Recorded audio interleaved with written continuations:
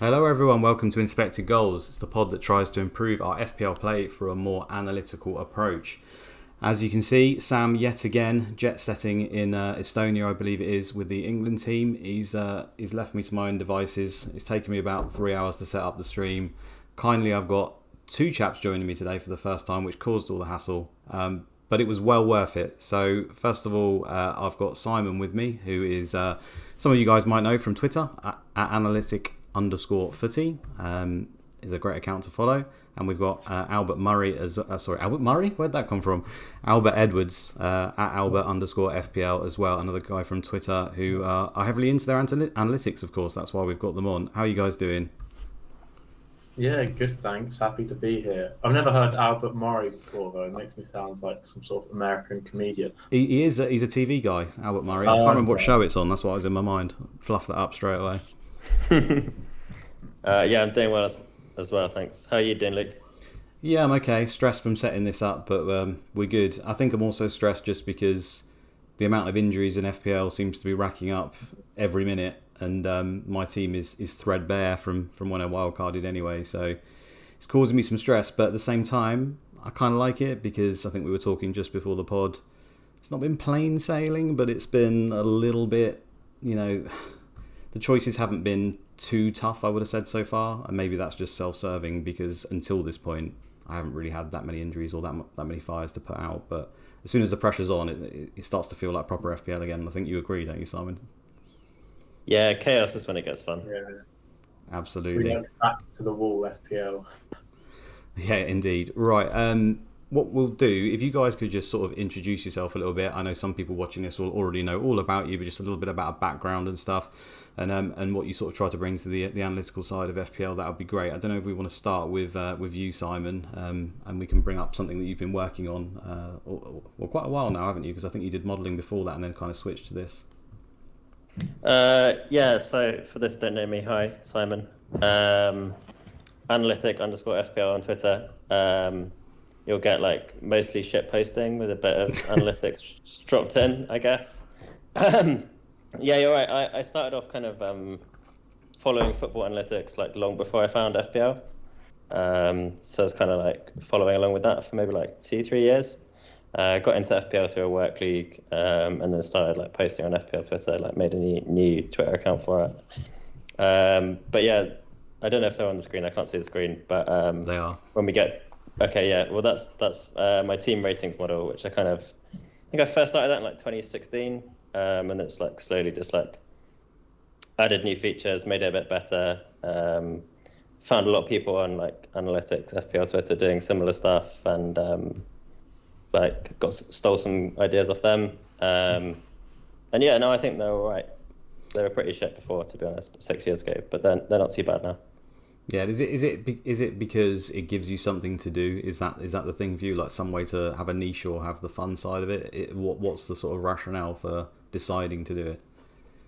Well, I think initially I just wanted to work out who was actually good. That was like the initial, like, you want to know whether your team is actually any good at football was really the motivation. So it was like, Right. Are Leeds any good? So I used to run like a championship version when Leeds were in the championship. Realised I had no interest in the championship as soon as we got promoted. So that got made defunct. And yeah, it's basically that. And now, yeah, just kind of like wanting to know like what's going on with teams kind of under the hood. And yeah, it's just kind of got the model built now. So yeah, it's good fun to keep it updated and just kind of go digging around in the numbers. Yeah, and I suppose it's a good way to remove the bias essentially, right? Or the reactionary takes of the most recent week. But it gives you that overview, as I can see. I mean, it's on the screen there for everyone to see. You've got it sorted by overall at the moment. If you want to just explain a little bit around the numbers. Yeah, sure. So like the first two columns, like after the team, like the attack and the defense rating. So all the numbers there are like the unit is goals. So it's like how many goals would you expect that team to score or concede against an average Premier League team, like playing in a neutral stadium, so stripping out like home or away advantage. And then the columns after is like how much the like attack or defense has improved. So like if you see a positive number there, it's getting better. If you see a negative number, it's getting worse since what the model expected at the start of the season. And yeah, you're right. It's kind of, it takes away some of like the last week reactionary takes, but also there's a few issues if you just look at like say just an XG table for a season. Like one, you might only have like we have now like 9 games or whatever, and that's going to tell you something about the teams, but not everything. So like what they've done in the previous like season should still be feeding into it. You can have a bad start to the season and then get better. And then also like how difficult their schedule's been, because you could have a team like Brentford, for example, who've played like a really easy schedule, and a team like Crystal Palace who've had a really difficult schedule, and you don't want to like judge them just based on the like quality of teams that they've played. Yeah, it's really hard to do that, I think, with the results based. Albert, we'll get to you and introduce you fully as well. Sorry, the order I'm trying to do this in probably doesn't make any sense, but we'll work with it. Is there anything that jumps out to you on this table, mate? Because there's some quite stark, I would say, differences between what was expected and how what it's actually come out for. Hello? Did we lose him? Can you hear me, Albert? Yeah. Oh no, I just can't see the table. Oh, of course, yeah. Yeah, sorry If you about bang that. yourself on YouTube, I don't know if you can do that Yeah, separately, then you can do that, or I can send you the slide quickly and we can cover. Yeah, just send it to me, please. I shall send it. Simon, do a dance No, or something. I Mate. think I know the table you're talking about. This is the team ratings one, right? I've just put it in our chat, mate. Oh, okay, cool. Yeah, I remember seeing that and thinking Newcastle were doing pretty well, which is interesting. And then Tottenham looking a bit off the ball as well. There we go. I think he emailed it to you as well, if you got it there. Yeah, I mean, for me, the main standout ones are the overperformance, or how good, I should say, that Newcastle and Arsenal have been. Is it overperformance? Is it not? It's certainly been impressive from those two teams, and I know there was a lot of hype around Newcastle for obvious reasons, because they've got a lot of money, they've spent some money, but I think, in my mind at least, the back end of last season, I felt like they were probably overperforming slightly. Their numbers weren't really that strong, but they seemed to get the results, and therefore maybe there was a little bit too much hype, and I kind of undervalued them as a result. I think that's probably what this is telling me now. Again, obviously the small sample caveat, will they start to revert? I'm not sure, but they seem to just be, I mean, those are really impressive numbers. I think just on the general XGI as well, if you were to follow that, they're like 3rd or 4th at the moment, I think. Something like, maybe 3rd, actually, just Arsenal and Man City above them, which is just really impressive. Yeah, exactly. So I think the way to read this is that like the model currently thinks that Newcastle are like the 7th best team, with like a reasonable gap to 6th and a reasonable gap to 8th. The fact that they've improved in their rating so much since the start of the season gives you like a hint that maybe the model is like catching up to a jump in their level. Right. We don't know if that's true, but obviously it will take like a little like bit of time for the model to like slowly get like more and more convinced in that these numbers are real.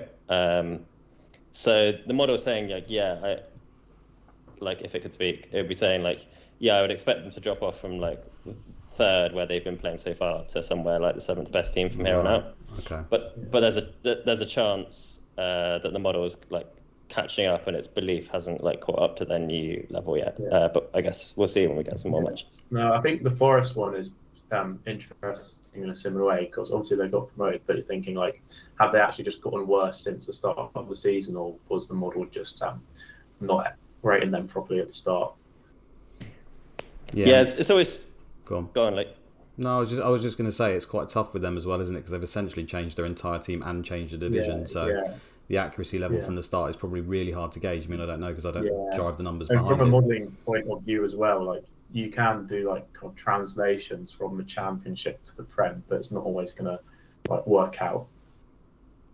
Yeah, exactly. So I guess it's probably worth like kind of bringing the listeners in on how it deals with promoted teams.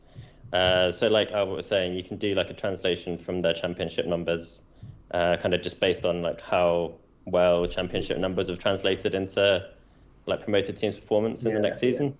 So you can get estimates saying like, on average, teams will score 40% 40% fewer goals when they get promoted or something like that, and then you apply that conversion to their previous championship stats, right, Simon? Yeah, something like that. It's slightly more. It's just a regression, so it has like a constant part as well. So it kind of it will respond more to like attacking numbers in the championship than it will to defense. So there's like a bit of the model is kind of saying like there's some portion of like this is a promoted team, and there's some portion of like this is how good they were in the championship. The other thing that the ratings do in between seasons is they look at what's happening in like spreads markets to kind of get like the bookies' view on like how strong the team is, and that kind of feeds into the ratings for all the teams, not just for promoted teams. There is a couple of ways you can do the kind of like championship to Premier League conversion as well. But I'd completely forgotten about the fact they like signed a whole new team of players, so that and the championship things make things particularly hard. Yeah, I know what the average person I think would say as well is that whole thing of like you said there, sometimes it can take a while to catch up, but you almost have to have that bed in, right? Because if you make the thing too reactionary, it's just going to be all over the place. If you make it literally respond heavily on last week, so getting that balance right seems pretty tough. Like, is there a methodology behind that? Yeah, so essentially you have an update speed in the model. So like each round of matches, the model will kind of make a prediction of how it thinks the match is going to go.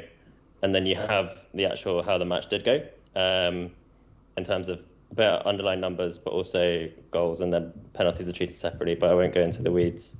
And if the performance is better than expected, they're going to gain rating. And if it's worse than expected, they're going to lose rating. And you have like a speed of like how much the model should shift based on each match. So what you can do is you can essentially like run the model on historical data with different update speeds, and you see like how quickly should this model update in order to minimize the errors in its prediction.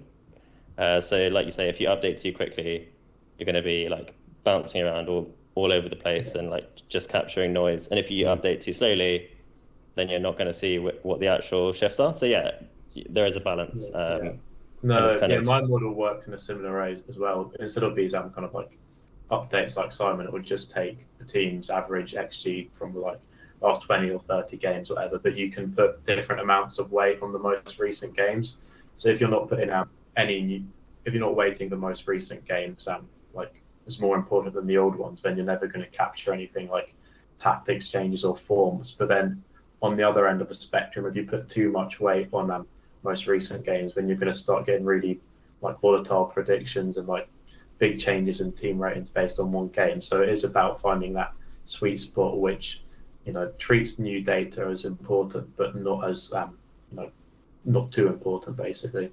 Yeah, so have you considered, or maybe you've already done it in the past then, making sort of a fixture ticker off of the back of this? Have you done that like privately for yourself and put that to use? In terms of like how the matches look, okay? Yeah, so I mean here you've obviously got the teams and you've got the strength of each team, so then naturally I would have thought you could create a fixture ticker off the base of that. It's the same as FPL ticker with green and red, right? But obviously not quite as shit as that. So like it's all obviously in order to update the model has to have a prediction for each match. So it'd just be a case of like putting in a table. The predictions each week, like, do you get posted by Ian FPL_strategic? Oh right. There's a little group of us all with models, like various, maybe like 10 of us or whatever, and he posts the predictions from all the models each week. So you can see that in like a table. It's got like Kiwi, me, We Rogue, like his own, and then like a few others as well. Yeah, no, I do like stuff like that. I've tried to do it on my website a bit where I've posted the FPL review free predictions as well, but I'd love to like extend it further and have like Kiwi's predictions, or just like one website with 10 predictions from 10 different models. It would be pretty cool. Yeah. But yeah, it is interesting comparing the different model predictions. I normally do that if I'm like unsure which player to bring in. I'll see what like my model review and then what Kiwi's model is saying. Quite interesting. Yeah, I see quite a lot of you guys doing that. I think Sertalp does that as well, right? On his pod, he sort of brings them all together and looks at an average of all the sort of top, all the ones that are popular at least.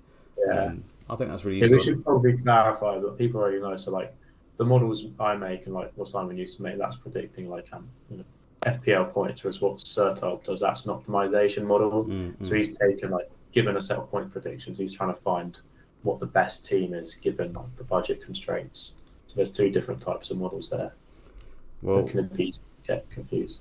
While we're on that, we may as well talk about that, Albert, because you've obviously mentioned there that you've made your own model and a book on how to do so, which I think I could definitely use, because it generally does interest me. I always like a project. You guys probably know that I spent my time trying to work out the Man City lineup for no apparent reason. I just decided to do it one day, and I need sort of something to focus on. I don't know if it's my particular personality trait. I'll sit there playing Pokemon Go for like 700 hours for no reason whatsoever. So I always need something to focus on. So maybe that's the next thing. Let me bring up. I've got your Twitter feed there. I've clicked on the wrong slide. Here we go. That's the one. So I don't know if you want to talk through it at all, Albert. Sure. I mean, I'll just give a bit of background about myself. So, like Simon, I just used to be into like normal football analytics. So, on my blog, I write articles analysing the new Chelsea signings, trying to come up with new metrics to evaluate players. And then I'm not sure if Simon knows this, but I actually met him in 2016. There was this like football stats talk at this bar in Shoreditch, and they had Tom Werble was there, who used to work for The Athletic, Sam Gregory, some guy who used to, an analyst who used to work with Rafa Benitez, and just kept picking him up. Quite interesting. So I used to be quite into the like normal football stats, and then 2018-19 kind of transitioned into playing FPL. That was my first proper season, but because of my football stats background, the way I played was basically go on to FBref and sort by XG. Finished around 50k in my first season, which is pretty decent. And then on Twitter, I saw Simon and a few other people making models. I thought, that could be quite a fun little project to work on. So started hacking away at that. Initially, my model was just so basic. So it made predictions for about 10 players, and I had to go into Excel and manually update data. But I transitioned from that to getting data automatically from Understat, and then writing my own code to scrape FBref. And then around this time last year, I hosted it on my website. So it's quite a bit of a journey on the model side. And then I was thinking, I've got all this knowledge about FPL models, I might as well do something with it. So that's where the idea to write a book sprung from. So I've been writing the book for about the last year. It talks about the different data you can use to build models with, how you can build models in Excel or R or Python, and then the different ways you can build a model, the pros and cons of the different approaches, and finally, like how you actually, make sense of the predictions and make sure you don't get drunk on your own model. So that's kind of what the book's about, and it's out on the 24th of October. Nice. So where do we actually go to get it? Like, I'm not trying to just do the whole sales thing. Like, genuinely, is it going to be? Yeah. It's not.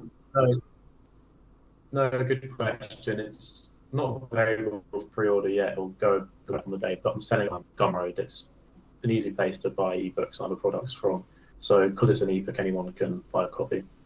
Nice. Okay, well that's really impressive to me, because anyone who finds the time to do a book, my hat's off to you, basically. I did kind of resonate with what you're saying, Luke, about always trying to have like a project to go for, because I think back in the day I did kind of enjoy the blog articles or the football stats, but I think I always was kind of doing it for the sake of being productive. Mm-hmm. And when I saw people doing the FPL models, I thought I'm just going to do that because it looks like pretty fun to do. So I kind of did that, and then the book was a similar thing. But it's quite nice doing the book because previously the projects were all quite self-serving, whereas for this I was thinking I can actually do something which other people will benefit from. So hopefully people find it interesting. Okay. Do you actually use the projections from your models then? Because in your own, I see on your website, and I've got it up on the screen here, you've got the comparison with the review, which is seen as kind of the market leader, I guess, as the model. If there was a stark difference, for example, would you lean more towards yours or theirs, or is that just dependent on the week sort of thing? Recently, I've been leaning towards FPL review more, but I think it's just a better model. But in the last year or so, I've been putting in more time towards the book and less time towards the model. But I guess initially when it came out, when I first started playing properly, I would lean more on my model than review. As I was saying before, it's always good to compare between different models when there's a tiebreaker. So I use, kind of like my model as a second opinion, say, and then also Kiwi's model. But I would, I know I like my model. I'm happy with it. It could definitely be better, but I would lean towards review being more accurate. I definitely. Go on. I definitely empathise with you, Albert. There, yeah. I used to have a player model as well, and then as I stopped using it, I stopped maintaining it. I was like, well, what's the point now? Yeah, review has smashed it out of the park. To be fair, hasn't he? Yeah. The whole site, everything the guy does is just unbelievable, and it has set the standard. But I do like the simplicity of something like this as well. I think it does present in a real simple way that's just really easy to use. No, it's nice to hear. Yeah, even some of my friends were saying that was actually quite nice, which is when I started sharing it, which is nice because it's often the sort of thing which can make you get ridiculed, but it's good that people actually enjoyed using it. No, we can't choose it, can we? It's like if I could choose, it would be like the stock market, and I'd be a millionaire. But I picked Pokemon Go and crap like that to focus my attention. I need some guide, not to compare this to that, but you get what I'm saying. We don't get to choose it, do we? It chooses us almost. It seems. Okay, no, that's really good. Thanks a lot for that. I think what we'll try to do in this episode is, obviously we've done the introductions and a bit about the analytics and behind you guys. We're just going to try and tackle some of the questions that we put out, and we've had a lot of the questions come back in terms of more to do with process and stuff, which I'm really happy about because me personally, you guys will know I'm trying to learn this side of the game more. I've always had it in me to try and avoid bias and reactionary takes. Like that's always been there, but I never really knew how to channel it properly, and I guess that's what analytics has helped me to do. But I think it can only improve in that area because we've all got that still there, I think, and I presume you guys do as well to an extent that you try to fight. Working through some of these questions, these are some of the questions come from the analytics community, and some of them come from people who are just brand new to it. So I'll kind of throw them your way and see what your guys' answers are, if that's okay. So first up, I think we'll go with Ross_M. He says, what is the best way to predict clean sheets? Do you use the models to do that for you, and how? So he's talked about clean sheet odds from the bookies adjusted with a margin. Do you use X clean sheets based on shot level XG data? So quite complicated, I guess, for the average person to understand that. But is there an explanation as to how you predict clean sheets? Because I would say instinctively that's tricky because it's sort of a clean sheet is something almost designed for FPL. I know it's a real thing in football, how many clean sheets, but that's where the points come from, right? Which is really hard to take. You often get these people say, Man City's data is fantastic, but they'll ship one goal to the one chance they have because they're so pushed up the pitch, and they'll concede it in the last minute, and therefore the clean sheet goes. But they've got 0.04 XG, and they're after the clean sheet rather than the data. Does that make sense what I'm trying to say there? It's quite a hard thing to model clean sheets, I would have thought. Yeah. No, I can give the answer because obviously I've got a few ideas about it and Simon can chime in. But generally the way bookies and most stats people estimate number of goals scored or conceded in football is with something called the Poisson distribution. So this comes from stats, and it's a distribution you use to model the number of events which happened in a fixed time period, i.e. the number of goals scored in a football match. So as we're talking about goals conceded, you kind of wanted to come up with an estimate for how good a team's defense is, and then you can plug that into a Poisson distribution to get an estimate of how likely it is a team will concede 0 goals, and that's where you get clean sheet probabilities. So when you see big accounts like FPL Salah or other clean sheet probabilities about on Twitter, that's the method behind them, and that's how the bookies will do it as well. I would say if you're using an estimate straight from the bookies, it's probably going to be more accurate than what you can predict. But on the other hand, it's not as fun as coming up with something by yourself, and you also don't know how that's being calculated, so you don't know if it's going to be wildly inaccurate or right. But interesting to hear your thoughts, Simon.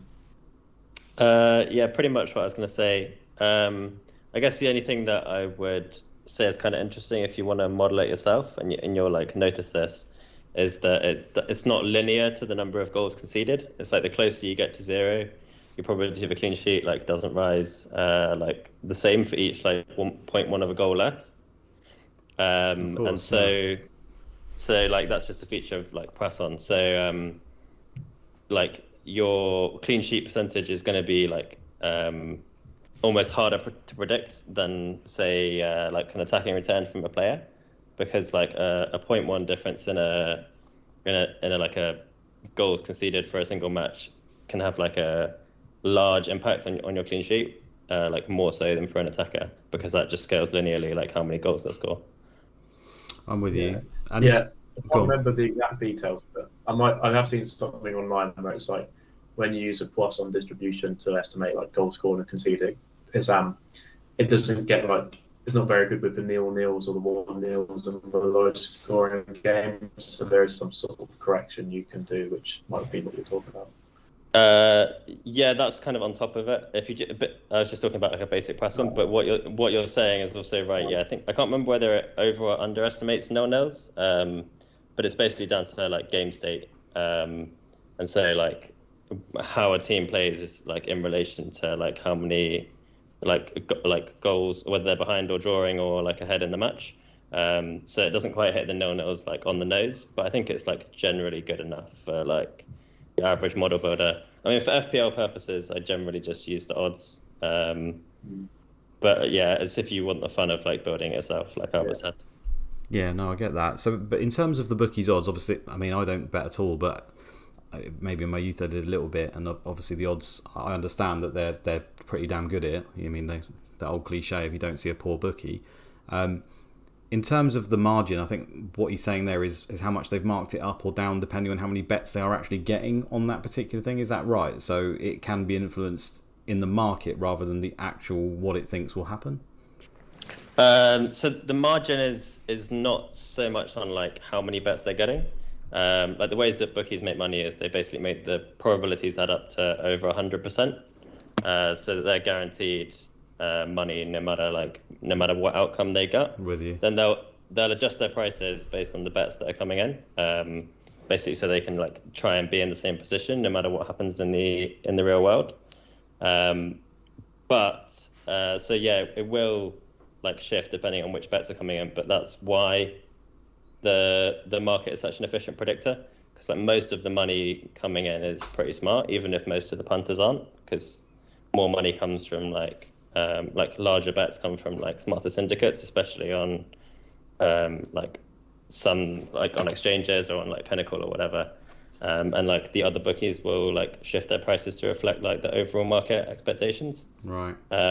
So it's because it shifts in response to people's expectations that they become a better predictor than a model, because they like take in all of the information, say like you've got a defender out or like someone's star striker is injured or whatever. Mm-hmm. That's going to affect it versus just like a model expectation of how good a team is in general. Oh, it's really interesting. So I think what you guys are saying though in general is like for the average person, if you were to go onto a bookie website, look at the clean sheet percentage for that game, it's a fairly decent representation. Probably better than you could do yourself, and it's useful. Yeah, it'll get like the order right. You'll need to just like knock it down for the fact that it adds up to over 100%. Yeah, I could be wrong. I've not actually used BookieStat that much. It just seemed a bit kind of like unsustainable, because you can probably easily get the estimates for like the next week, but if you were to use it to build your model, then it's hard to get accurate bookies prediction for like 2, 3, 4 weeks in advance. Whereas if you're doing your own team ratings, you can predict clean sheets for the next whatever game which you want. Obviously, it won't be accurate because games will be played and then defense will get better or worse. But like generally, when you're building your own model, the more other sources you rely on, like the more likely is your model's going to break or like you don't understand it. So yeah, for sure. I think what you have, like this is what I try and do for the team ratings in between seasons, is you can infer like bookies team strength from their like match predictions and like end of season like points predictions and goals predictions, things like that. And then you can apply your like model formulas, like looking at what the bookies think of the teams, to look forward more than 1 week. But yeah, you're right. It is tricky for more than 1 week for sure. Yeah, I didn't even think it's an interesting debate for building a model. Like how much do you kind of do it yourself, but you might not get it as good, or like how much do you just take in other data, but then you like don't know how it works, or it could just break any time. Yeah, for sure. Okay, lovely guys. We'll move on to Nick Wright. I think he's got an analytical background, hasn't he? I'm pretty sure he has. I think he might be in one of our chats. He's asked quite a few questions here, which I like. So I've taken a few of them, and I think one of them is quite popular in the community, or I see quite a lot, or at least a common misconception. And it's he asked why managers who use the same model as their primary data source would end up with significantly different teams. If you've got any reason why that would happen, I'll go to you first, Albert. I'm guessing it means kind of like, so you get the models and predictions, but then say on FPL review it'll give you your suggested moves. But when you go on that, it normally gives you quite a few different suggested moves, and then these moves, there might not be that much difference in predicted points between them. So once you've got a short list of moves, it's quite easy to like pick something different to someone else. Then also because you've got your short list, you start applying your own opinion and seeing like what fits better for my team. So that's when you're going to get different teams based on the same models. If that answers the question. Yeah, but I think again we mentioned it briefly before that. How much you try to then put your individual spin on it, and therefore presumably your own biases and thoughts, can presumably end up being a negative side, because that's in a way what we're trying to escape with the models. At least that's the mindset. Yeah, definitely. Yeah, it's tough. It's just like, I guess you could just go with the top like suggested transfer each week, but it does feel well, sometimes it appears to be counterintuitive, I guess. And also, if it depends. Yeah, no, I've definitely had it before. I think like I don't just want to go with that because I don't want to go with like the top one suggested by the model. But then like a couple of weeks later, I think like, oh yeah, that was actually the best move. Yeah, exactly that. I mean, I had it this week where it told me to get Cucurella and leave Saka in, and I took Saka out. He gets 15 points, but c'est la vie. Simon, I mean, that's a common thing, isn't it, on Twitter that you see? That we've seen it. I think it's been a hot topic like the last couple of weeks that, you know, if you're copying someone or a content creator, or, you know, it's just as bad to go on FPL review and just copy the top move, and the fight back as well. I don't think anyone's got exactly the same team. I think they're all going to be fairly similar. I don't think anyone's got the exact team. So everyone is putting their individual spin on this stuff, I guess, and comes from a different standpoint as well, in terms of the team that they actually enter for that week is probably going to be different in the first place. It's not like we all pick the exact 11 from the beginning. So I don't know if you've got anything to add. Yeah, it's one of my biggest bugbears. This like all analytics people do is just copy a model. It's just not true. Like there's a couple of things like all the predictions are conditional on like an expected minutes input, and like that's even in things like FPL review, that's basically input by humans. They use like hive mind predictions, which is like how people are adjusting it like during the week, kind of like weighted to the best predictors, and then like FPL research and like review themselves just like go through and like make manual adjustments based on like what they think. There's also things like who's taking penalties.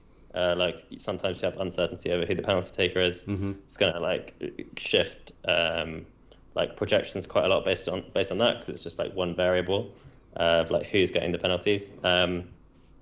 And so like there's still quite a lot of like thinking needed.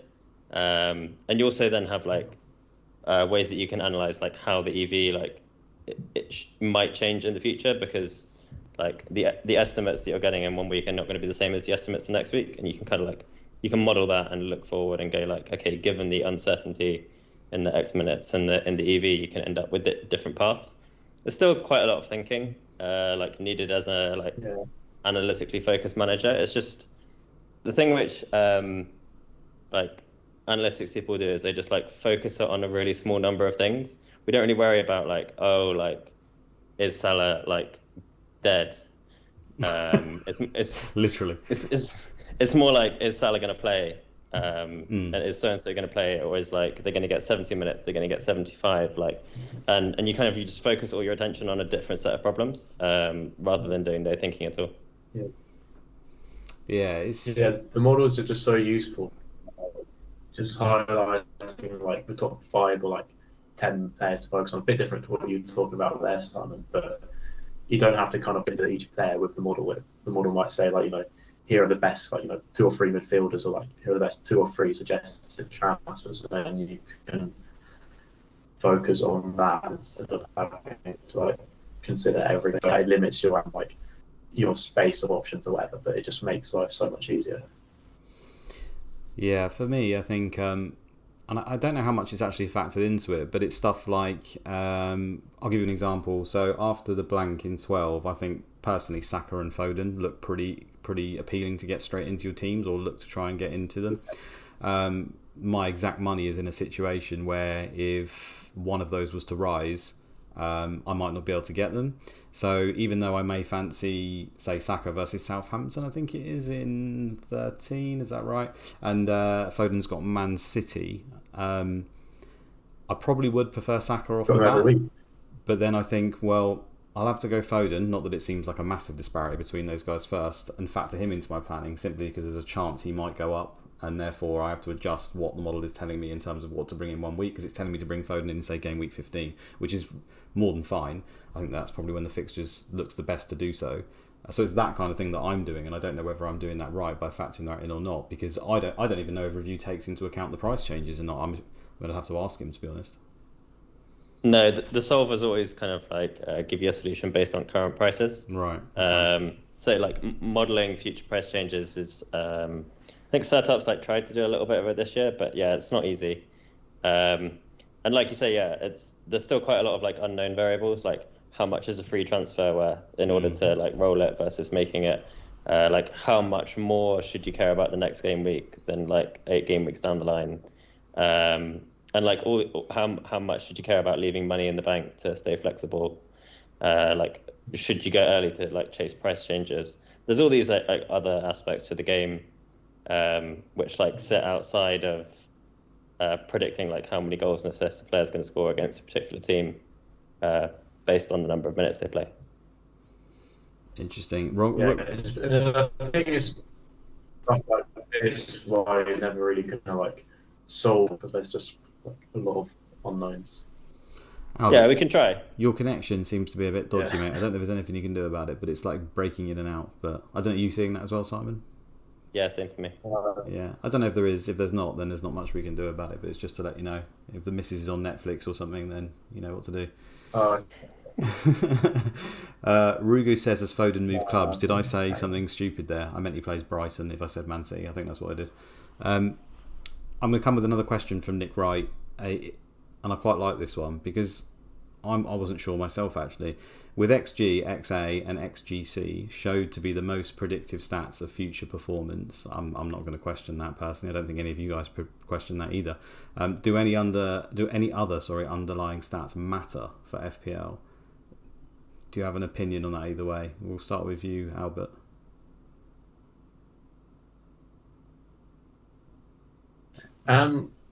Yeah, I'd go and say like once you've got the XG, expected assists and expected goals conceded, nothing else matters, because a lot of the stuff you see is like chances created, shots on targets. That's just already factored into the XG. I guess what I would say is you want to build stuff off non-penalty XG, and then you can kind of look at penalties separately. So I'd say non-pen XG is a bit more important than normal XG, but yeah, I'd say like nothing else matters apart from those. Do you agree, Simon? Yeah, pretty much. I think there's maybe like a couple of scenarios when you want to get like a bit more context. So let's say you're looking at like defenders. It may be useful information to know that they're like getting lots of shots from set pieces rather than like just the XG, because you might end up with like one huge chance which is like skewing it a bit, but they're not really a target from set pieces. But they're pretty much edge cases where you're looking for a little bit more context. In general, I would say once you have the expected numbers, then most other stuff is going to be overcomplicating it. Well, that's where my question is, right? It's around the shot volume. That's exactly it, and you touched on it there. Because presumably, obviously, the more shots you have, the more XG you're going to generate. I get that in general. But it's that whole thing that I see sometimes of maybe you had one chance at 0.80, or you had, I've not done the maths here at all, but you get loads of shots with a lot less XG. Which one is more preferable? I guess it's that kind of thing that I'm looking at. And you can think of those players through history, like Vardy and stuff, that have been touted as being clinical, or there's others, Aubameyang maybe had it once upon a time, many players like that, where they don't get the volume of chances, but they seem to always convert. And then you've got other players, maybe the Raheem Sterlings. I'm just using common misconceptions, I guess, of these players that, people seem to see them as guys who get loads and loads of chances, but then they generally sort of mess them up, or they're not able to finish them. Have you got a preference as to which way, and does the shot volume actually factor in outside of the XG in any way at all, or not? I don't know if I framed that question in the right way. Yeah, I think there's like a couple of things going on in that question. So I think the kind of clinical or not debate tends to be like goals versus XG rather than like shot volume and kind of like chance quality. And I would only really use it for defenders. I wouldn't use it very much. I think if you're getting a decent volume of shots, i.e. if you're a striker and you're getting like a couple every week and you're looking at a decent sample, then like the XG per shot is going to give you reasonable information. If you're a defender and you may be getting like under one shot a game and you're trying to look at like let's say choosing between like two defenders from the same team and you want to get the one with like more attacking output, there where you have a really small number of shots, like especially because they come from set pieces as well, and like it's not so much the like positioning that they're taking up like on the field that's allowing them to like get great chances. You have like a bit of like blind luck of like how the ball falls and stuff. Like their one or two big chances can skew it a bit more. So I'd go looking for a bit more context. But in general, I wouldn't be like preferring like high shot volume over low shot volume necessarily for attackers. Okay, yeah, no, that makes sense. Should we move on to the next question? We've got FPL Acumen, who says, how much weight do you put in dips in form? So both in XG and XG underperformance affecting player output and expected minutes. So what's he saying there? Let's try and sum that up. So yeah, I guess just general XG, the XG's dropped or the XG's remain the same, but then obviously the actual finishing has dipped essentially, or he's missing those chances. He's still actually getting the XG, but he's not able to match it. Yeah, how much weight do you put in both of those scenarios, I guess? Yeah, I guess on the first side, you've kind of got the normal like form or XG thing for teams. Like as I said before, it depends how much weight you want to put on recent games, but generally I try and go kind of like a medium weight on recent games. But I found that it's almost like a Goldilocks thing. If you put too little weight on recent games or too much, it's not as good as just putting a bit. So it's hard to quantify, but I'd say put around like kind of average weight on recent games. And then in terms of like the finishing skill, I guess you could estimate finishing skill kind of like live and like as the new data comes in, but I kind of just do it at the start of the season. But Simon might have a better answer for that. No, I kind of broadly agree. I think I kind of like sensing a theme here of like what you really want to have is you want to have like a constantly updating process about your beliefs. So it's like I thought this before, I get a bit more information, and that's going to cause me to like change my beliefs like by some amount. In general, what I'd say is like when you look at like what actually minimizes like errors in your prediction, like people update their beliefs way too quickly if they like don't have a like robust process around this. And so something like a change in the underlying data, you want to update like a bit quicker than a change in finishing, just because there's more signal in it. So they should be going at different speeds.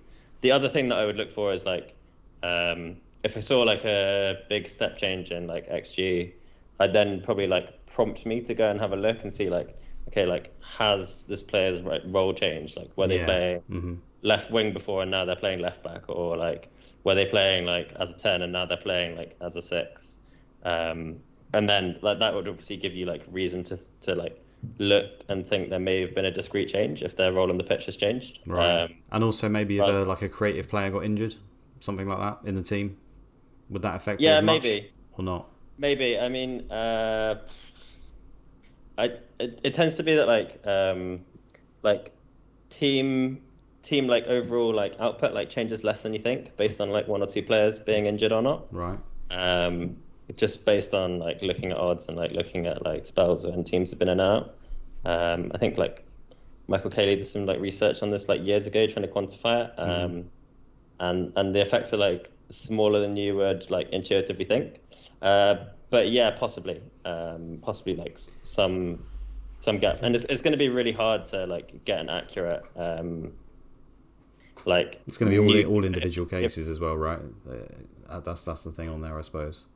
Because that's something you see a lot, like not just in the community, but I'm talking like if you just watch football, right? The commentators straight away, oh, they're missing this player today, so that's why they weren't able to do X, Y, Z. It's just like an easy go-to, and I don't know if it's just because it's right in front of their face and it's just an easy answer. But you just want an easy reason to say like why they were bad, and like I guess that's not I don't know if there was research behind it by Katie and by people like that saying it's not that important. That's quite interesting. Yeah, I mean, it still has some importance, like, but it's like it's overrated when like with updating quickly. Like your intuition is like not quite tuned correctly. I think with the updating and stuff is also interesting because when you're building a model, you're trying to apply the same approach to all teams, but then as we said, you want to give treat more recent games as more important. But then you play the same tactics, the same formation every week, and then in that case you don't actually want to wait for new games that much. So then you're kind of on the other end of the spectrum where you're giving it too much weight. So it's a tricky balancing act. Yeah, this is situations where I think it's like very helpful to like lean on odds pretty heavily, because when you have like these kind of like subtle, complicated like interacting like bits of new information like new role, maybe player missing, like new manager or whatever, like taking a market expectation is probably going to be like a good unbiased estimator for you. Nice. I mean, the odds always good stuff. I think Crystal Palace are like a reasonable example of this, I guess. We wouldn't say much in their team's changed, but they seem to, going by your team ratings as well, Simon, dipped a little bit. I know the fixtures have been tough and stuff, but it's adjusted for that. It doesn't, outside of Gallagher, I can't think of anything that's even changed in the Palace team, particularly. The dip's not been much, and I guess what you're going to tell me is because the sample size isn't big enough, right? But that's the kind of thing I'm talking about where, and I guess what Acumen's looking at is how much value would you put in that? There doesn't seem to be a reason that we can instinctively find that's affecting it, yet the numbers are down. So is that something we should expect to continue with them, or should it revert back? It seems like an impossible question to answer to me, but maybe there is an answer. Yeah, I think I got them pretty flat on the team ratings, like minus 0.02. I would just treat that basically as 0. Like you're going to have a little bit of like bouncing around. Same. I wouldn't read much into that. No, and that makes me feel good because it's like I know we're always looking for the reasons, as we just said, as to why something might happen. But when you can't even think of a reason, it's good that therefore the data doesn't particularly show that there is one as well. Yeah, but you've also got like a lot of things changing. So like players are getting older. Lots of other teams in the league have like bought and sold players. So like the overall strength of the league is changing.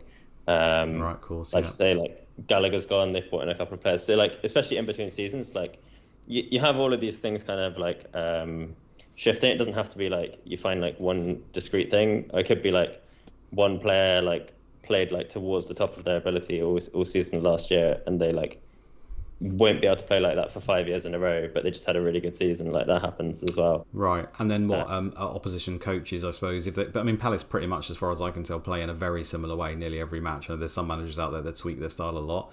So maybe in that scenario, they can be found out, so to speak. Because I mean, that's the job of the other teams, right? To try and work out the other teams and how to play them. So if you're playing the same way broadly, surely that has to be a negative over a period of time.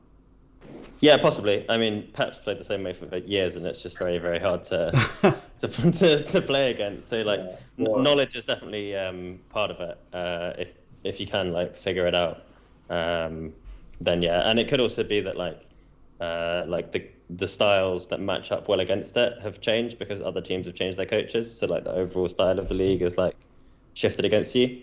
Like there can be a million things going on. I guess it's like the team equivalent of Iron Robin. He's going to cut in on his left foot, but can you do anything about it? Yeah, just hope he gets injured because that's about your only hope.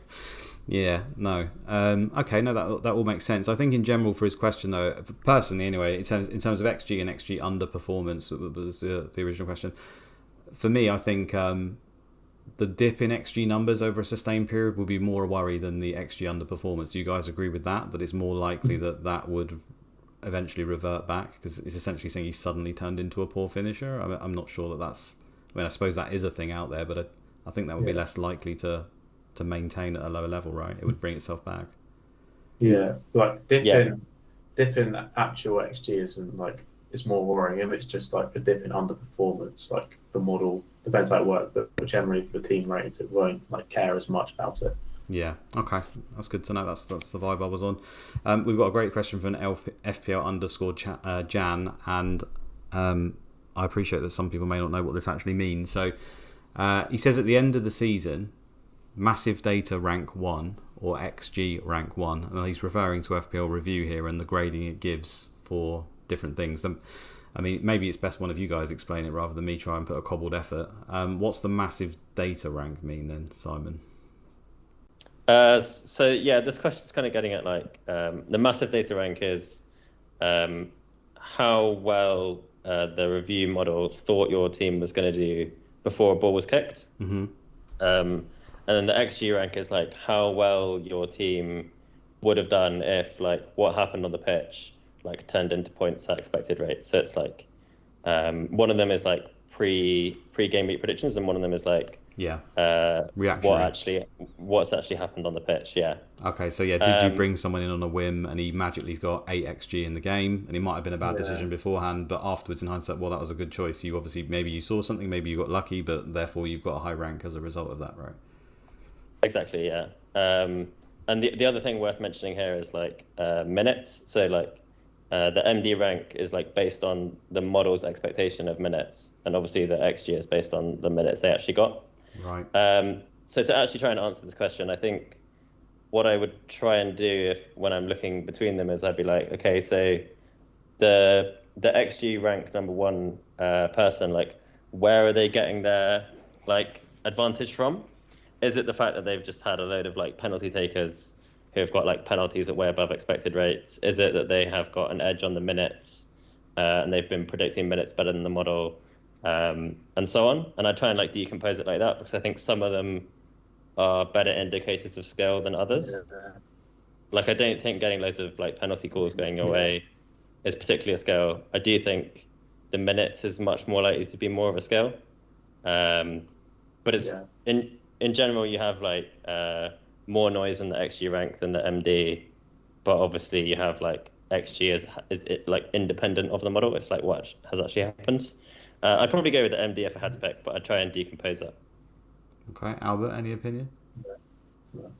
Yeah, it's a tough one. I'd probably lean more towards like the XG one, because you're kind of, I guess in my case, you're already probably trying to play with like good process anyway, and then like the gains you get if you come up top in XG is because you might have outguessed the model on the minutes, or like some other area where the model got it wrong. So I guess for like a one season you go for like XG, but I guess it's weird because you're not trying to like maximize the XG one per se, because then you could be just getting in random players each week hoping they suddenly bang, which obviously isn't a good approach. So I guess a tough one, but I guess you want to play with the right process and then hope. Yeah, and there's obviously going to be so that the XG rank. Sorry, it's because of the lag. I didn't mean to interrupt you. It's because of I think as well. There's a large element of luck there as well, right? There's more luck certainly in the XG one, because you could have Salah go off injured after 1 minute or something stupid, couldn't you? And I think it's to play for matchday rank would be great, but then to actually, what would you prefer to receive or prefer to get XG rank 1? But it's not something you can target necessarily. For maybe a few seasons, like over the course of about 3 seasons, you might want to have the best MD rank. But say if it was just one season, you might hope to just get the best XG rank, and then that'll make it more likely you get a really good finish. Yeah, I think in terms of the better player, I think probably if you gave me like 5 seasons added up, like the XG rank is probably a better predictor than the MD rank. Just because a lot of like the noise in XG rank is going to like balance itself out over those 5 years. Yeah, gotcha. And then the things which like could be signal of you like out predicting the model are going to show up more, like the bigger sample is. But I think over one season, there's probably enough like just noise in the XG rank that if I had to bet on like one of them to finish higher in the next season, for example, Yeah. I'd be like bet on the MD guy. So if you had someone who was over, let's say, 10 seasons, got an extremely high XG1 rank, XG1 was reading it, XG rank, or got close to 1 over 10 seasons, which I don't even think that would necessarily be possible. That would be noise to you that guy is extremely good at this game and essentially outperforming what seems possible. Yeah, then I'd be like, hey, there's something going on here that they're doing, because it's a big enough sample that you're like, okay, and then again you can like look at it like, are they getting more minutes than the model predicted? Are they actually just picking up on like goal scoring rates better? And like what is it they're doing, and you could like learn from that. I think on a similar tangent, like the person who wins FPL every year, is, like their previous records or like future records is not always as great. So I guess you could say like you might get the best XG rank one season, but then like tail off next season. Yeah, and you'd expect, as we expect XG to broadly match actual output, that people who finish in say the top 100 would probably end up with a decent XG rank. There's going to be some noise in there, right? You can have a few people where it's not even close or whatever. But I think broadly speaking, if you looked at the top 100, they'd have a probably pretty high average, I would say. Yeah, no, that's a good point. I'll say it now before I forget as well. I think a lot of like non-stats people think you have to like find the best differentials and try to like out predict XG to like have the best finishes. But in reality, you just got to like make good decisions each week. I try and get a good match day rank, and then get a bit of luck on top of that, and then that will give you a really good finish, if that makes sense. Yeah, absolutely. Okay, guys, I think we'll move on to some more specific questions for this week, because it is a crunch week. I'm conscious we've been going an hour as well. So I've got a few sort of general vibes that I've caught from Twitter, what people are talking about, and just cobbled bits together, but feel free to chip in with any of your own dilemmas or situations. But the main one, or one of the main ones certainly, is Salah. People are asking whether we should have him or not. I think for some people the conversation has changed off the back of the hat-trick in Europe. And maybe this would be a different conversation for some people now. And I guess that's what people are struggling with, right? For me, I was always looking to bring Salah in if I could next week to cover 12 as the captain. I'm not going to lie and say there wasn't doubts in my mind, and I was thinking, well, maybe Trossard is an alternative. So just general thoughts around Salah and whether you think he is the option to go to. I know it's been mudded a bit with this whole, the injuries and the positions and everything else, but do you think it is the right choice to basically try and go Salah before a ball is kicked? Yes. I knew you were going to say that. I literally knew it. Yeah. And last night shouldn't change it. Yeah. That's the bit for me. I don't think last night changes it at all for me, but I don't know whether it should change it a bit. Well, as we were saying earlier, it's just like you don't want to react too much to just one game's worth of data. So, like, I was looking at his season averages on FBref earlier as well. Like, yeah, I think what he's putting up now, it's one of his worst seasons at Liverpool, but that's still like pretty good levels. So I think we'd still get him in for game week 12. Yeah, how much do you buy into this whole tactical thing then? Because people are saying, we came on and he played up front against Rangers, and therefore that's why he scored his 3 or whatever. I'm not going to lie and say that I wouldn't prefer it if he was in a more advanced position in general, but I'm not sure it would even matter necessarily if he is back on the right or is up front, as long as he's doing the things he's done. I mean, he's played on the right for 5 years and he's been more than fine, right? So I don't really get that. Yeah, there's a couple of things. It's like the system that Liverpool are playing right now, the kind of like, you call it a 4-2-3 or you call it 4-4-2 or 4-2-4, depending on how you want to like dress it up. It's slightly different to the like 4-3-3 he's been playing in the previous years. Do I think it matters? I mean, yeah, like the role on the pitch matters.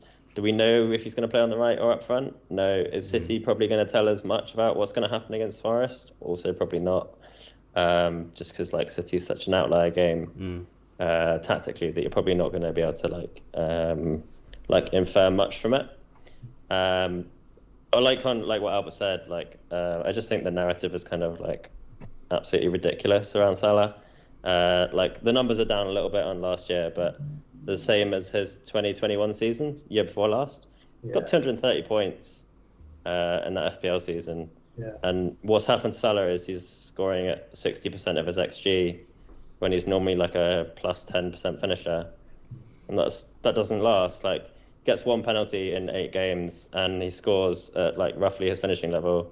He's got like 4.5 goals, 4 or 5 goals, and like no one's saying anything.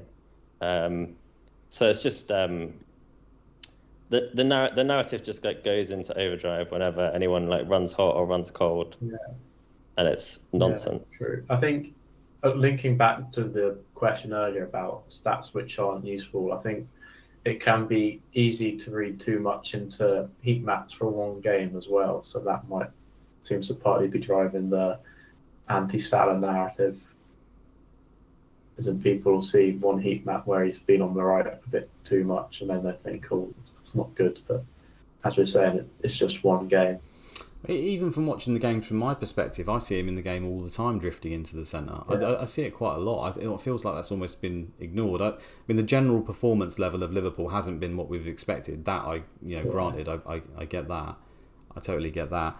Some people will say, given his age, players will eventually drop off. Do you think there's anything in that at all? Like, there's possible that there's signal there? I suppose we have to be open to the fact that it could be, right? I don't necessarily see that myself. Yeah, but dropping off from like unreal levels to just really, really good. Like, it's still worth having in the team. Like I talk about it in my book as well. Like sometimes you just kind of got to use your common sense, and he's playing more like Forest soon, so that seems like quite a no-brainer. Yeah, I don't know. For me, what's more likely, regardless of what's gone on in the past, that Salah takes to the pitch and does what Salah's done for a very, very long time, or that Salah blanks. And the fact that he's blanked 5 or 6 times before that doesn't change it to me. To me, I see it kind of like the black and red at a casino thing, right? It doesn't mean it's become black 6 times in a row. It's going to be black the next one. In fact, I'd say the odds are more weighted the other way because we know that Salah's data is very good and he's always been very good at doing so. So if anything, it's saying he should be scoring. It's just not happened. And it's only a matter of time. That's the way I look at it. And I don't understand why people don't see it that way. They literally see like he's not getting the points as far as I can tell. I kind of get the argument a little bit around he costs a hell of a lot of money. And, if you're not going to armband him and you've got Haaland and you're set on you're just going to captain Haaland, I kind of get the argument around that. But I kind of also then throw back, well, we just seem to have shit tons of money this year compared, and the players are just relatively cheap. There doesn't seem to be a strong enough argument for me to just bin him. This again, I think, is where models are really useful, right? Because you can look at the teams where you get Salah and you can look at what else you would do with the money. And because you're putting numbers on these things, you can actually like compare them properly. Instead of having to go like, oh, well, he's expensive and like a bit of this and like maybe these 2 players will do this. You can just quantify it and you can go, okay, well, like given the best evidence that we have, I think the team with Salah is worth the money, or the team without Salah and spreading the money is better. So happy days. And if you've got something like an optimizer and you try different kind of like parameterizations of that, and then Salah's always coming out as in the team, it seems like pretty good evidence that you should have Salah in the team. But if it was kind of a bit more like, oh, sometimes he's in it, sometimes he's not, or he's not in it that often, then it's more of a decision. But when someone's like consistently in the kind of like top teams or like top 5 predicted players, it's kind of a sign you should go with them. Yeah, I think the analytics guys in general, I mean, I can't speak for all of them, and a lot of teams dropped Salah recently, but that's more to do with the fact that the fixtures dictated it rather than just the general underperformance. I think most of us had a plan to either get him back, or even if you don't necessarily, it's the fact that we all get to wildcard in 16, so it's not like a massive issue to, like you say, maybe go for one where you've spread the cash around. It may not be too impacted, so you can maybe get away with it. That's the vibe I got from it as well. So we're all Salah in, basically. Yeah. I mean, I am. I think so. I don't think the hat-trick... I'd like to say I don't think the hat-trick's changed my mind. Maybe it has. I mean, I have to be open to the fact that it has. I was sort of umming and ahhing whether I should do it. Maybe I should go Son. But again, I point to the fact that Son is very similar in this scenario, right? Everyone was saying the same thing about Son. Bam, he scores, a hat-trick. Then he scored 2 the other night. I mean, I come back to it. It was more likely that Son was going to turn this around and revert to what he was doing, or than it was the other way around for me, regardless of how he looked on the pitch. And for me, it's just a matter of time. Like, Yeah, that's all I wanted to say on the subject. So we're all Salah in. I think that's right. Unanimous. Yeah. Good. Well, blame us when it goes wrong, but it was still the right decision before a ball was kicked, right? That's what this is all about, hey? I mentioned Son there, and I've put him on there. Is he still a viable pick? I mean, he's home to Everton this week. Do you think he is... Forget the alternative, actually. Do you think he is an option to pick from this point? I think it's hard to forget the alternatives, right? Because you're going to have like Haaland, right? And then you're either going to have like Salah or Son or Kane or like a threemium and like pick two. And so because he's kind of in that bracket, like I don't really think Son really was ever a viable pick, just because Salah's better, and like, well, I had Kane on the wild card. Yeah. If you're going with the three premiums as well, you can go Kane, and then you've got kind of like good midfielders in the £8 million range. But if you flip it and you take Son, there's not as many good forwards to choose from. Yeah. So it's more a game theory decision than anything else. Son as an individual is still a great pick. It's just when you compare him to the alternatives and the way that we have to structure our teams, it's hard to find a place for him. That's pretty much the part. I mean, I suppose, is there an argument, say you haven't got Salah in your team, like I've got De Bruyne, you know, is the value of the transfer, which we touched on before, worth to go to Son for this week versus Everton, and then to maybe move him on to Salah next week? Or is that too much of an investment that you're going down a narrow path there and it can end up affecting you negatively?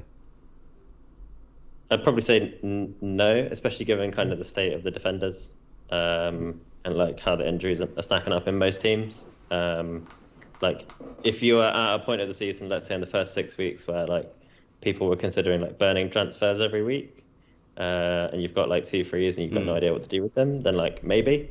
With the current state of play, probably not. Probably free transfers are too valuable.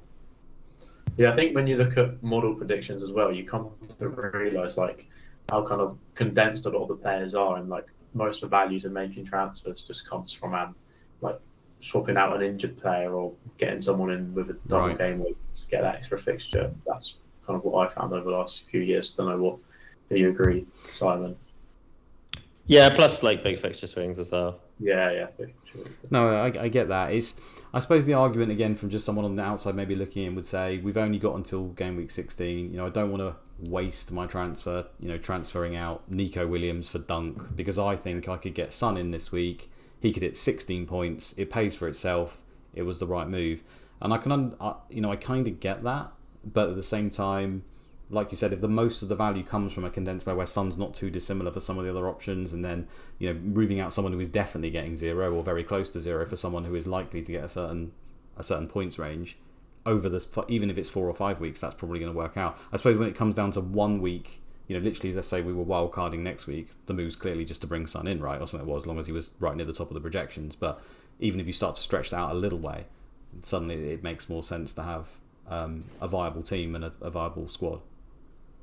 Yeah, I think what people generally like struggle with, I think, if you're not kind of like playing with numbers a lot, like doesn't come intuitively to humans, is like thinking probabilistically. Like it's possible that Son scores you 16 points and it like pays for itself. It's also possible that you take out KDB for Son and like KDB gets 10 and Son blanks and you're 8 points down. And then in a worse position. Yeah, so the question isn't really like what like could happen. It's like, okay, if you take all the things that can happen, like how likely is each one to happen, and therefore like what's the kind of overall value. So it's definitely possible. Like shit can always blow up in your face. Like that's just FPL, but it doesn't mean that it was like the most likely thing to happen when you're assessing it like before you make the decision. Yeah, and another thing I've been thinking about recently, like the models might disagree on like based on the circumstances, but you kind of want to make the transfers and give yourself like the best chance when working out, or give yourself like the maximum number of games then to work out. So in that case, you might like transferring someone with like a run of good like 4 or 5 fixtures, instead of saying like, oh, I'll swap it to this guy for 1 fixture and then swap him out for someone else in the next one. Because yeah, you might have that really good 1 fixture, but then it is also 1 fixture, and you could, you know, end up blanking. And as we were saying earlier, it's for small samples, like it is quite volatile, and you know, you could end up with blank and then you've lost the transfer. So yeah, no, it's something I've thought about, just making transfers and giving them like a good few games to work out. So as boring as it might be, essentially to fix a problem in your team when it's we're thinking, oh, I can just reset it in 60 weeks. It still probably is the play, as long as it obviously requires it, rather than go for the Hail Mary. I think that's the general approach. Then is that what we're saying? Yeah. On the whole, yeah. Although like if the value is there for a Hail Mary and like you've got a strong enough bench, then like I'm not opposed to it. Like I guess like 80, I don't know, 75% of the time, whatever, the models are going to say like don't go for the Hail Mary. But as long as the numbers are there, right, Simon, that's all that matters. Yeah. If the numbers say it's there, then the numbers say it's there. Fine, I respect that. I've thrown a couple of my own questions written right now. One of them was Jesus or Saka. Now, I don't mean for now, as much as I'd love to have them both for Leeds. Sorry, Simon. After 12, the way my particular team is set up, I could probably get one or the other. If you had to choose right now, I'm just going to put you on the spot. Which one would you pick? I've not really thought about it. Probably Saka, nice on penalties. Yeah, I was thinking that. I think that might just, I've not thought about it, that pens might just outweigh the like lack of good striker options apart from Jesus. But... Well, he's 0.2 cheaper than Jesus, and he's a midfielder, so obviously he gets more points. I think Jesus' underlying numbers are better, but you'd expect that. He's always had very good high numbers, and he's obviously playing right up front. But I guess it's the game theory thing as well, I assume, where how many good strikers are there as midfielders. But I think that's a tough decision. I mean, ideally, I think I'd like both from that point to the end of the season, the way they're playing, but I don't see how it's possible. Yeah. Well, I mean, I think models can help you decide. There is that. I don't think we're that hard up for strikers, though, now Luis Diaz is out, because like at least one of like Jota and Darwin should have like pretty decent minutes and like good projections, kind of in the like a little bit more expensive than Jesus, but not much. So you can easily put like a Haaland, one of them, and then like keep Mitro, and like that front line kind of works. I don't think we're like really scraping the barrel if we like go down the Saka route rather than Jesus one. I'll be honest, the Liverpool forwards really, they excite me in terms of, I mean, they're all differentials for a start. Not that necessarily matters, but it's nice to have effective ownership favour you if you get in a player like that. They've got great games. It's just the whole fact that there's so many of them, and I don't know who's going to play, and the minutes worry me. But I don't know whether I'm being silly there, because I think the general consensus is that Núñez will just play most of the games up front. Do you guys have an opinion on that?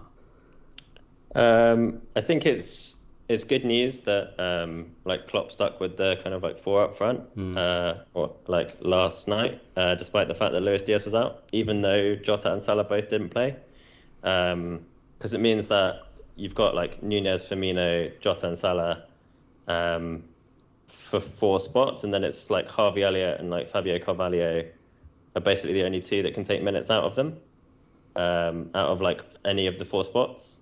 So I think that's like relatively good news for like all 4 minutes overall. I don't know exactly who is like more likely to like drop out. Like, is it that Harvey Elliott plays on the right and then Salah plays up front and one of Núñez and Firmino drops out? Is it like Carvalho plays on the left and Jota drops out? Like, don't know exactly on like which one of the forwards is likely to get all the minutes, but I think it's like positive for all of the first 4 like overall. Okay, yeah, interesting. I mean, I think with him, his numbers are pretty good, where if we're sort of estimating around the 70-minute range anyway, that he looks a pretty damn good option at that price, right? His data's still good. Yeah, and if you're looking like, rather than looking for 12, if you're looking like after 12, kind of like your Jesus or Saka question, I guess you'll get a bit of information probably from the West Ham game in 12, even if City might not give you much of like representative, like what Liverpool are going to be like. Yeah, and by information, I guess you mean expected minutes rather than the performance in that individual game, right? Yeah, exactly. Cool. Albert, you looking to get in someone like Darwin Núñez? He scares me, but him or Jota. I've not thought about it too much yet, but him or Jota could definitely be great value. Yeah, I'm a big fan of Jota. Jota's done it before, so should do it again. Absolutely, and he was the talk of the town at the beginning of the season. It's funny to think that we're 10, 11 game weeks in now, and I don't think many people will have bought him aside from the week that he actually got the headbutt. I think he was quite popular that week, but outside that, has not really been reason to buy him. No, I remember people fanboying over Darwin around game week 2 or 3, and then he got that red card. Brutal. Yeah. I generally have good memories of Potter in FPL. Like he's just always had great numbers and been pretty cheap. Yeah, I agree. Just I wish he was a midfielder. Well, maybe I don't because we've got a lot of midfielders, but I think his numbers since he joined Liverpool have just been incredible. Anyway, I think full stop. It's always the minutes with him. The last question I'm going to ask you guys, because it's been quite a while, is a popular one, and one that I'm probably going to have to do this week, is if you were forced to buy a defender this week, which one would you look to buy? Now, I understand a lot of this has an impact where Reece James is involved. It looks like the news at the moment is that he might be back for Manchester United. It looks like he's going to miss this game, maybe play Brentford. So do you think benching him is a good option, first of all? So I'll ask that. Do you think that if he was to come back after 2 weeks, is it worth it to just keep him and play the rest of your team? Albert?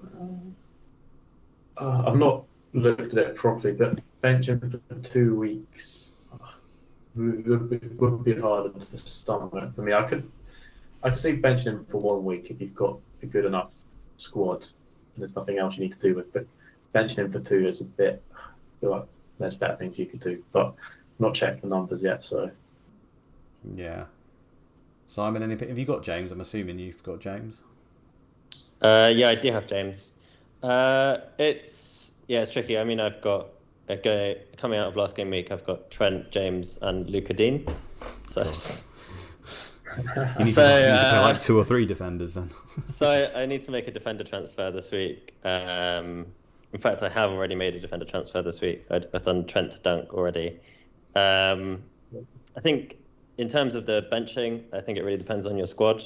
Like, how are you looking for 12? I think the thing about benching him for 2 weeks is that 12 is a blank, and most people wanted to use their benches just to ride out City and Arsenal anyway. Yeah, not ideally timed, these injuries, are they? So in that sense, you can't really bench James in 12 because you just end up playing with 10. So in that instance, I'd be it's probably worth spending a transfer rather than playing with 10. In terms of who to buy, again, it depends on which weeks you need them for. Do you need someone for every week? Do you need someone just to fill in rotation gaps? So I bought in Dunk. He'll play this week and he'll play in 12, but I probably won't need him too much on the other side. Mm-hmm. If you need someone this week in particular, Wolves got a really nice fixture playing Forest. The defense is fine. Their attack is complete trash there. And they got some all right fixtures again, can rotate.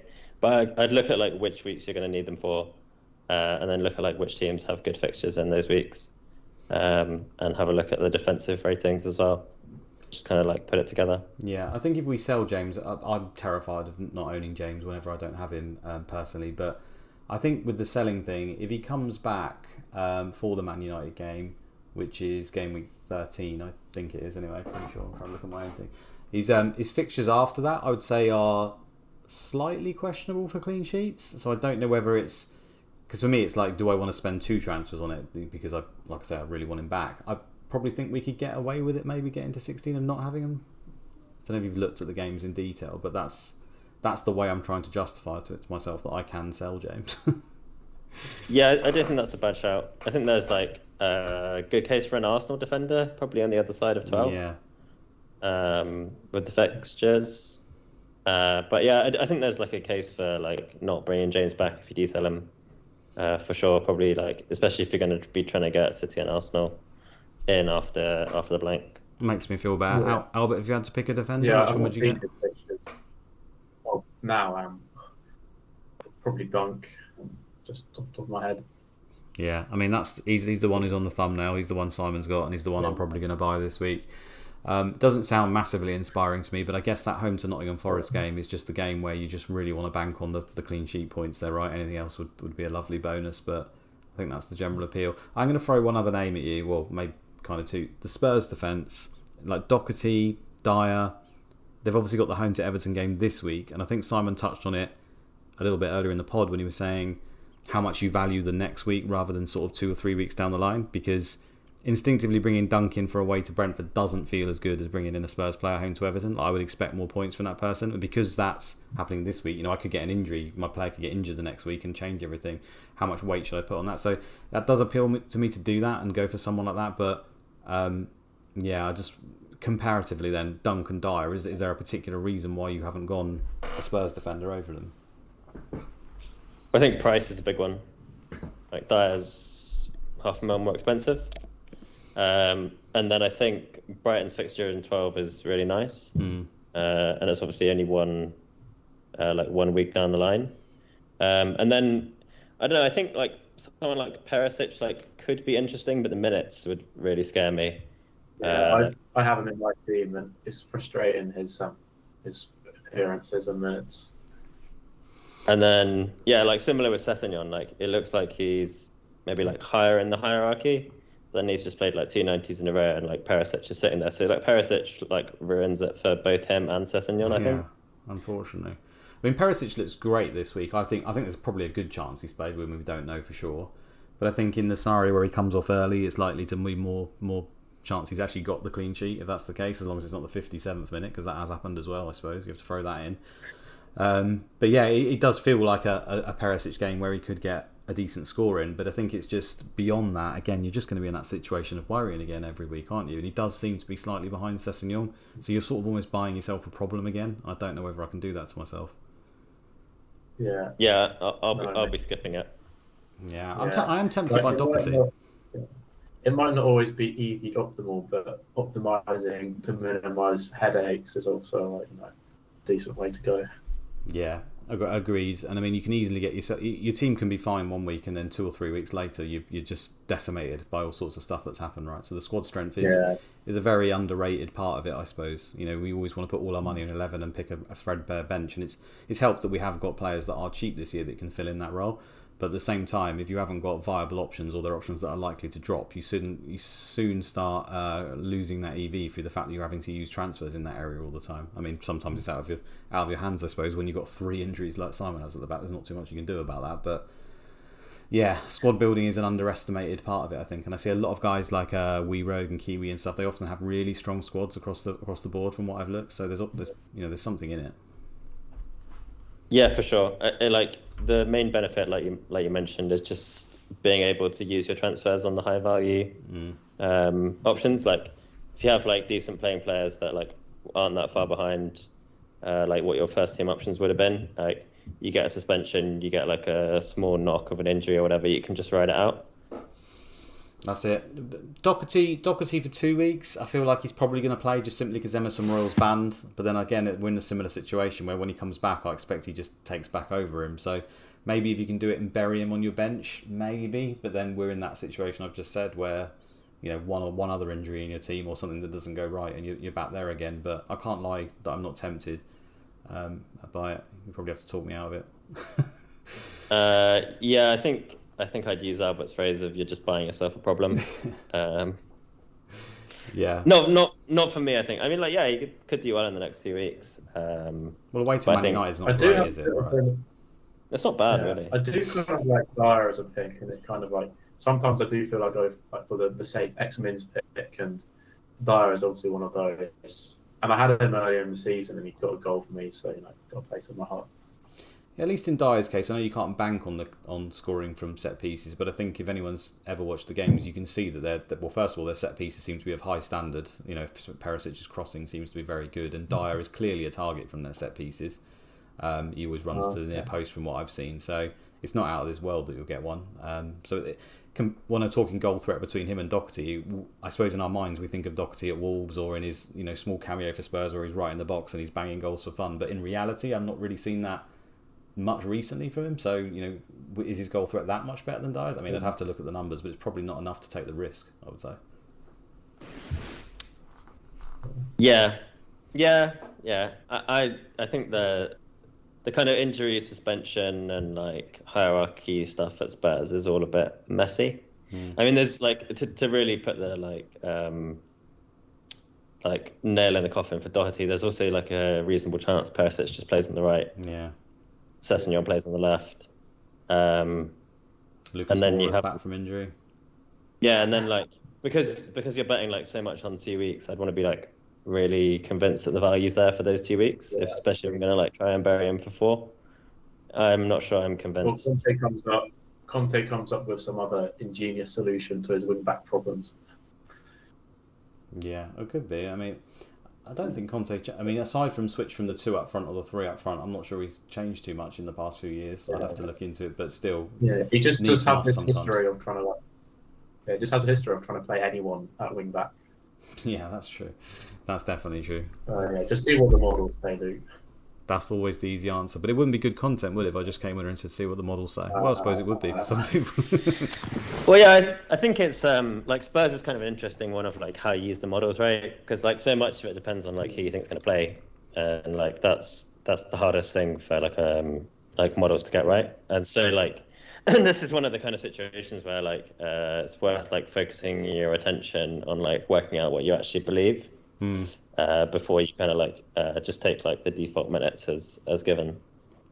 If there was a world that exists where managers, and I mean, I suppose that it's never going to work anyway because of injuries and stuff, had to upload their, say, first 11 hypothetically for the next 4 weeks, and we could take that data direct and put it into a model, do you think that would make a significant impact? Do you think it would make a huge impact on the projections and the accuracy and how good it is? I mean, it's probably a stupid question, but... Oh yeah, there'd be no point playing FPL. Yeah, you think it'd be as simple as that? It would be that whole, well, we're not going to have different teams. We're just going to pick exactly what the model's telling us. Yeah, I think like most of this goes in minutes. Yeah, I guess the trouble is, I'm not better than me, Luke, but Pep he always seems to try and adapt it for each game. So I don't know if they just say like this is the ideal team for the next 4 games, and then just end up changing it anyway. Yeah, it's never going to work in reality, is it? It's never going to happen. But it's nice to envisage. That sort of intel on X-Men would be really useful. It certainly would, and I'm sure there's people out there that probably. I mean, there are people that will have that access. Not that they're the kind of people that will be releasing it, I might add, but obviously people in Pep Guardiola's backroom staff or whatever will know presumably on the day, and lots of other places across the country. So. If only they played FPL, right? Maybe some of them do. Maybe people like Fabio Borges and stuff who've just such great success are just closet like coaches for like Pep or something. It'd be incredible to find out. But yeah, it is interesting seeing the transfers that Premier League players make for their FPL teams. Definitely, because that gives you an indication. You never know whether they're just really bad at FPL or whether they're actually using viable information, though, right? That's the other part. I think in general you can assume they're probably not that good. I doubt they've got much time to focus on it. Well, maybe they do. They finish training at like midday, some of them. Yeah, I think it varies quite a lot. Yeah, I mean, go on. Inside information is how you make your Man City predictions, isn't it, Luke? Oh yeah. Just fed the team. Yeah, definitely. I wish. Right. Okay. Thanks, guys. That's been great. I think we can end it there, unless you guys have got anything else you want to touch on at all before you go. Not for me. Not really. Thanks for having me on, Luke. And then my book's coming out on the 24th of October, so just shoot any questions if you've got them. Absolutely. Give these guys a follow on Twitter. They produce loads of useful information, as you've seen there. The team ratings. Albert's got his model in his book that looks really interesting as well. Also, if you could drop likes and subs on the old video, that would be very helpful to us as we continue to try and grow. I appreciate you guys joining me, and I shall see you on the next one, and I'm sure these guys will be on at some point in the future again when I need them to step in. Thanks a lot, guys. Yeah, thanks a lot, mate. Really enjoyed it.